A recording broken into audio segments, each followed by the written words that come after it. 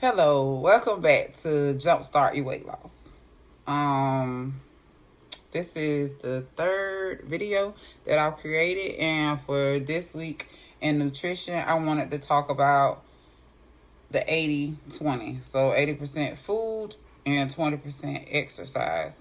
And for weight loss, you for 80% of your weight loss is geared towards your nutrition, because what you put in your mouth can combat your exercise. You can be exercising very diligent, very hard, and you could be losing weight in the beginning, but if you don't create a nutritional plan, or you don't eat healthier and change up, the things that you're eating, you'll be exercising in vain, especially if you're obese and you're overweight. You really have to be mindful about the things that you eat. Now, me personally, I don't count calories. I just eat whole foods, meats and vegetables, and sometimes fruit. And I talked about that on my other videos that I put out when I do the challenges, and I talk about my weight loss.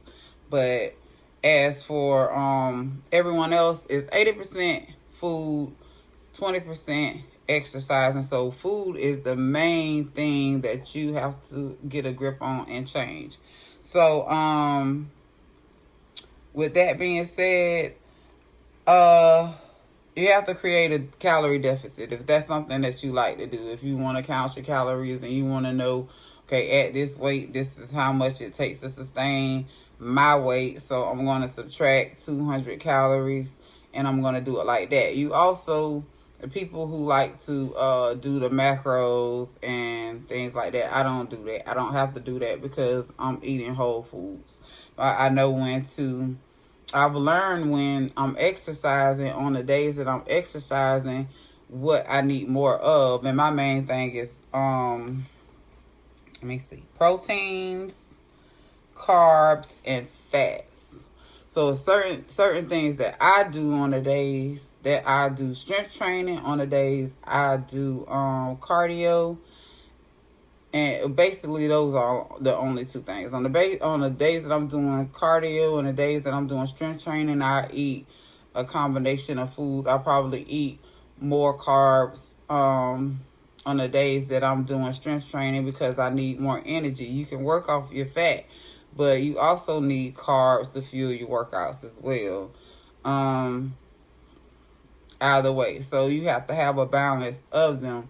And the only carb that I really consume is vegetables, and I do oatmeal. But if you start working out, you learn these things that you need more of this fats, healthy fats and carbs to do certain workouts, because you burn the fat faster and the carbs last a little bit longer. And that's when you get deep into strength training and work it out. But this is for the basic. It's 80% food, 20% working out. If you're not very sure about how to go about changing your diet, you can just stay within that calorie. They have apps that do calorie count, and it does a whole thing on your macros, which is your proteins, your fats, your vegetables, your fruits, and stuff like that. So you can know how much you need depending on what you're doing. So you can find apps that will help you track these things. I'm not very good and diligent at that, and I've been doing it for a while, so I know exactly what my body needs as far as when it comes to food. But for people just beginning, if you want to count calories, that'll be a good thing, because nutrition is the main part. And another suggestion that I would make for the nutrition is staying away from as many processed foods as you can and eating more whole foods. Keto diet is great. I feel like it's a great diet for people who want to lose weight, especially people who suffer with any type of medical illnesses, such as like insulin resistance. That's one of mine. So keto works pretty good for me, because you keep the carbs low, and you have a high fat and high protein. Carbs is my main thing, but it's more along the lines of processed food. So processed foods, I would suggest, cutting to the bare minimum and eating more whole foods. This is, like, again, these are foods that have less than three ingredients in them. Meat and vegetables. If you shop on the outside aisles, and not the inside, is going to be where all your processed things are. But if you shop on the outside aisles, this would be a good thing. Another thing is to cut out sugar. Cut out as much sugar as you can. Get natural sugars. Don't incorporate that in your diet. Sugar is the main factor of weight gain. If you drink a lot of sodas, if you drink a lot of drinks, if you cut those things out, you'll notice that your weight will fluctuate. Even if you eat a lot of snacks that are high in sugar, high in sugar and things like that, when you cut them out, you'll notice your change in your weight. So those will be the three things. 80% of your food. Count your calories. Try to eat more whole foods versus processed foods. And cut out sugar as much as you can.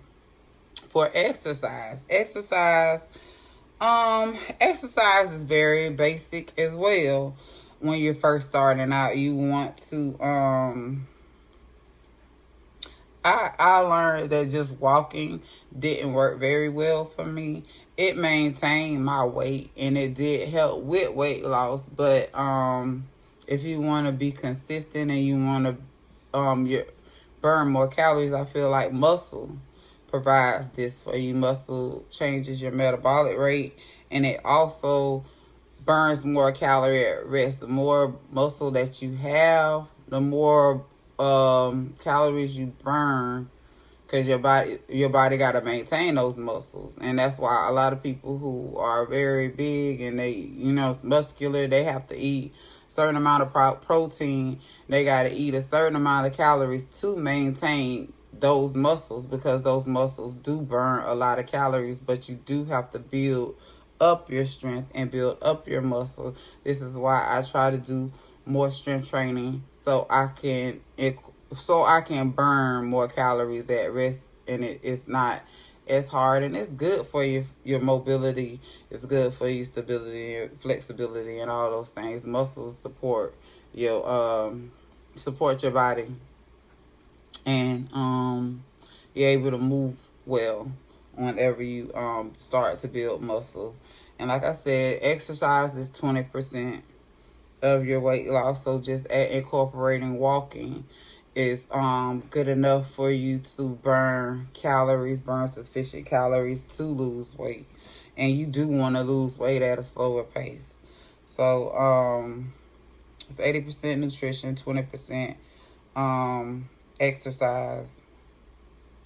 And once you get along with exercise, you need to know how to fuel it. I just talked about that before. Whenever you're doing strength training, whenever you're doing cardio, you need to know what foods, and you need to know what types of foods or macros support your workout that you're currently going to do that day. So you want to make sure you consume those things so you can excel in the workout, and it can fuel you through your workout. Okay, so that's it for exercise. Basically talking about 20% of your weight loss is exercise. Helps shape your body. It helps with your heart and your lungs and stuff like that. I think I put those things on there. And I talked about strength training and building muscle and how this helps your body as well. And knowing how to fuel your body for your workouts is a good thing if you want to do anything outside of just exercise. Just walking. Outside of just walking, regular walking.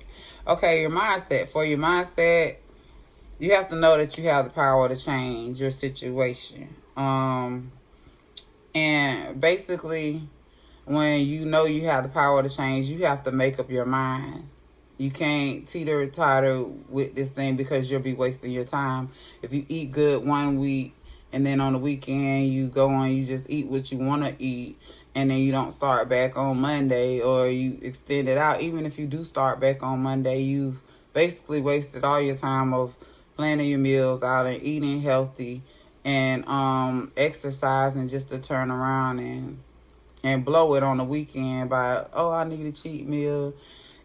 I really feel like you just need to make up your mind, because you're wasting your time if you're not willing to change certain things. You can have meals that are healthier versions of the things that you like. You just have to take the time and invest in those things in order to make your journey more beneficial.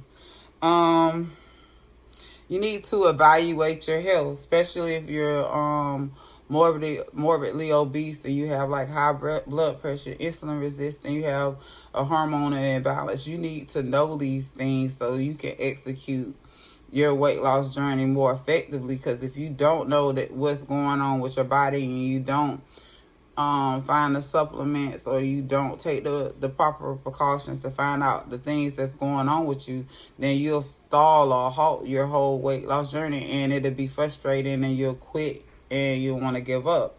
So going to the doctor and knowing what's affecting your weight currently is a good thing for you to do. Get the blood work done, and talk to your doctor about the things that you should do, and this push you forward when it comes to that. You could do your research and find people who have similar issues that you have to help you on your weight loss journey. And another thing to think about with your mindset is how you deal with stress and emotional issues. So if something stresses you out or makes you upset, does this make you run and want to, eat a piece of cake? Or does this make you want to just lay around all day and be depressed and not get up and exercise, or not get up and eat healthy, or just, snack? What causes these things? And when you notice that these things causes you to want to revert back to the things that you were doing before, what can you do instead of snacking, instead of just laying around and not doing anything? Can you go take a walk? Will walking clear your mind and you can think it through? Will it help you to do to eat something else healthier, or will it help you to talk to someone about it? To get things that you off your chest that you need to get off your chest, or someone that you can trust. These are things that you need to think about, because if you get triggered and you go and you start snacking, like I said, and you eat unhealthy things, even if you're doing cheat meals, this derails the whole process. So you have to have these things in check, and you have to try to do things differently so you won't end up in the same position that you've been in. So that's all I have for mindset as well. So know you have the power to change and make up your mind. Go to your doctor and evaluate your health and know what's going on with you so you can tackle it more effectively. And what can I do instead of eating or not exercising and laying around when I'm triggered with stress and triggered with emotional issues? All right, thank you guys. I appreciate you for watching, and I'll also be uploading another video geared toward my transformation and things that I'm doing on my weight loss journey or lifestyle, because it's not a journey for me, it's a lifestyle. So again, I would like for you to like, comment, and share. If there's any other things that you had questions about or you want me to talk about, please let me know. Have a great day.